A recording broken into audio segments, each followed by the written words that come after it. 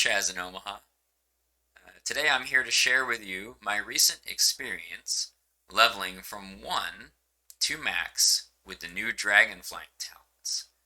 Um, I've been playing World of Warcraft since the very beginning, and I was very, very excited when I saw the announcement they were returning to the old style of talent trees. Not only the old style, but they've improved upon it by splitting the class and spec separate branches. That way you can share important abilities and you can keep ones exclusive that also need to be exclusive.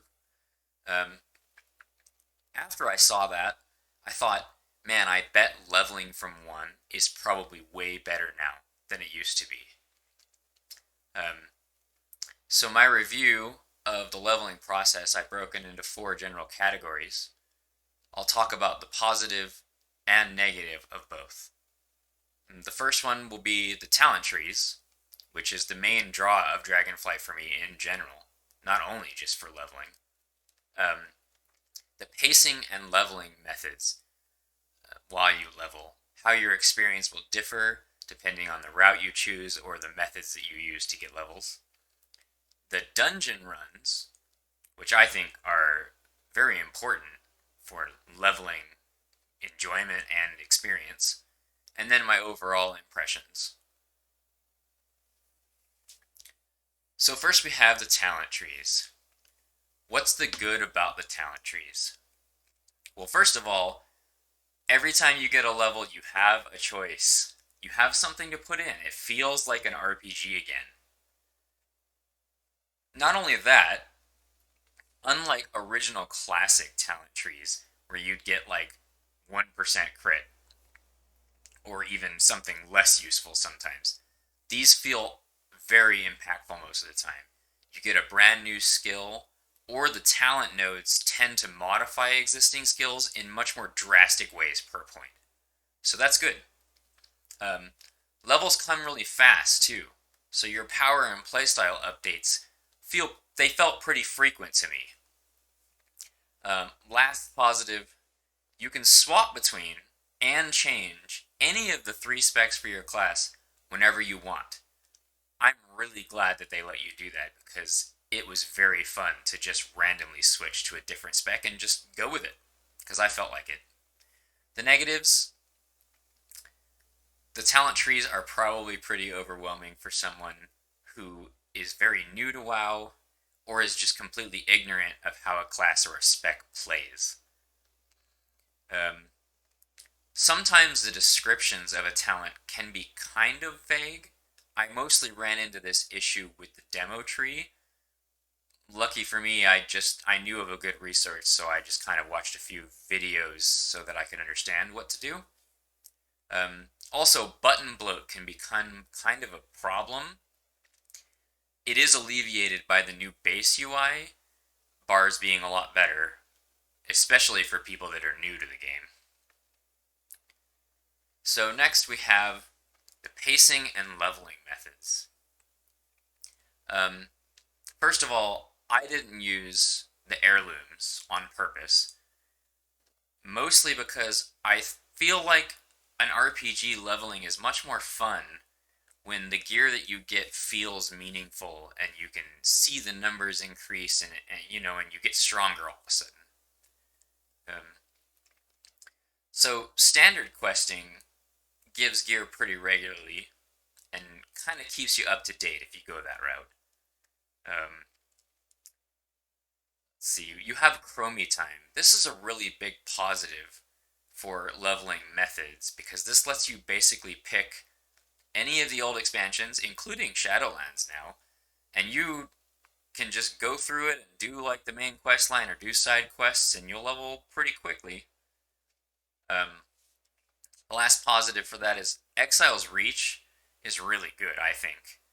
It's a great lead-in also to chromie time that puts you right where you need to be. Some negatives in this aspect. Dungeon spam can level you really fast relative to how fast it gives you new gear, so that might be a bit of a problem. Unless you're using heirloom, then I guess it doesn't matter.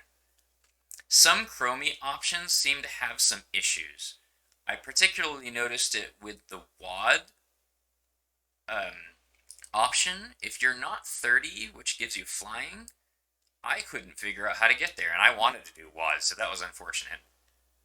Um, as a side note for pacing and methods, sometimes there are events, such as the pre-patch Dragonflight invasions, that will just blow away any other level of pacing. So if you see those and you want to level characters up, those are generally the best times to do it. Next, we have dungeons. The positive about dungeons while you're leveling, I think they're very fun. They give you good experience rewards for your time, and they also allow people to test their current playstyle in a context that makes a lot more sense and is more like what endgame would be like, but it's a super low pressure setting.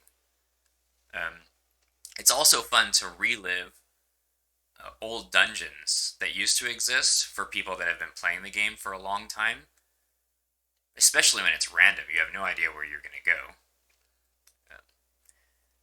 When you're leveling in dungeons, nobody really cares if you're bad, which I think is a good thing. As long as you're not just AFK, you're very unlikely to get kicked, even if you keep dying to falling off cliffs or something. It's generally fine.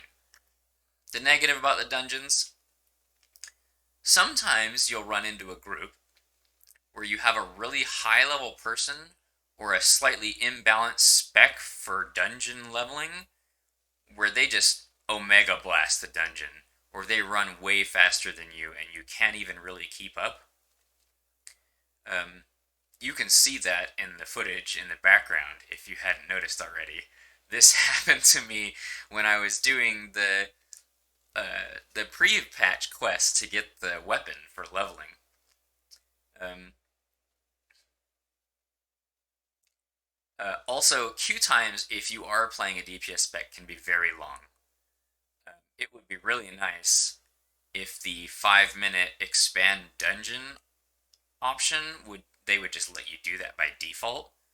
Because not only would that make it faster in general, but it would also just make the pool crazy. You would have no idea where you were going, which I think would be super cool. Some side notes for dungeons, I would recommend using any speed boosts available to your character that is possible, so that you can just keep up, just in case you end up with a druid who's slamming roar and you're out of range and you're 300 yards behind now, right? I also highly recommend questing in Chromie time while you're in a queue. That's mostly for DPS. If you're a healer or a tank, you can probably just sit in Orgrimmar or whatever and spam dungeons if you want. Later dungeons, as a warning, are generally more complex, so you might not really understand what's going on if you've never done them before. But most mechanics in leveling dungeons won't kill you, even if you get hit, so hopefully it lets you learn a little bit about what the game is trying to tell you with like all the swirlies on the ground, and some of the new telegraphs, like in Sepulchre with all the laser beams. So, my overall impression of leveling with new Dragonflight. The new talent trees augment leveling in a much needed way, and they feel very impactful on almost every level. Excellent. Many options of where to level, but some are a lot less or more efficient or fun, so your mileage may vary. Dungeons are great, easy, they give you a good chance to test wherever your build is at in a good context, but sometimes you run into the group imbalance issues. Talents can be very overwhelming for a new person.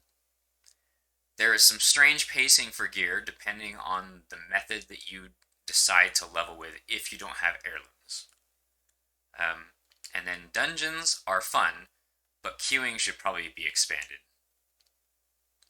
So that's it. That's my review of Dragonflight leveling. I hope this was helpful insight to you, and maybe you can give it a try yourself. Thanks.